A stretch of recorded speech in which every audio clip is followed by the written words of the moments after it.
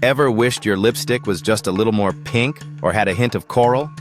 You can create your own custom lipstick shades right at home with simple tools and a bit of creativity.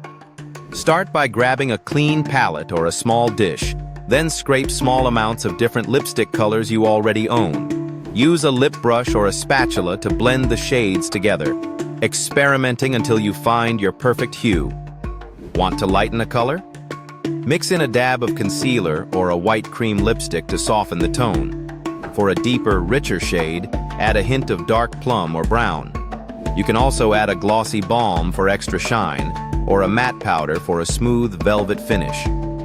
Once you've achieved your dream shade, scoop the mixture into a small, clean container with a lid.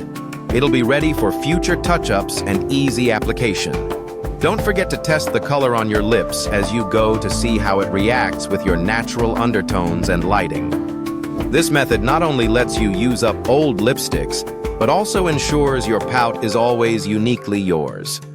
Have fun experimenting, and let your creativity shine through every custom shade you create.